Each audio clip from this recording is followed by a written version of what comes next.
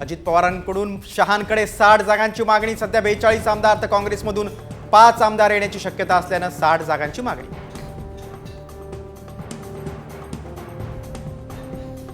महाविकास आघाडीचं 200 ते 250 जागा वाटप पूर्ण झाल्याची माहिती. काँग्रेसला 110, ठाकरे गटाला 95 तर पवारांची राष्ट्रवादी 83 जागा लढवणार.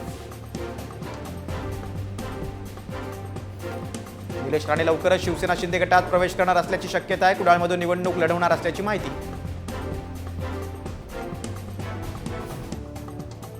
निवडणुकीच्या पार्श्वभूमीवर मातोश्रीत बैठकांच्या सत्रांचा आज शेवटचा दिवस. 26 सप्टेंबर पासून प्रत्येक जिल्ह्यांचा आढावा घेण्यासाठी 7 दिवसांपासून मॅरेथॉन बैठका. पुण्याच्या दौंडमधील अजित पवार गटाचे माजी आमदार तुतारी हाती घेणार. रमेश थोरात अजित पवारांना धक्का देण्याच्या तयारीत. खडकवासला मतदारसंघात भाजपच्या बैठकीत खडाजंगी. आमदार तापकीर कुणालाही बोलू देत नसल्याचा आरोप करत तापकीर आणि इच्छुकांमध्ये बाचाबाची.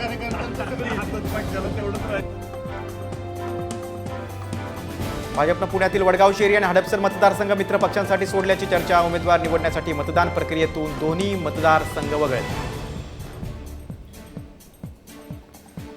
शरद पवारांच्या राष्ट्रवादीकडून नवरात्रीचे 9 दिवस आंदोलन. विद्या चव्हाणांच्या नेतृत्वात महिलांच्या मुद्द्यांवर निषेध नोंदवणार.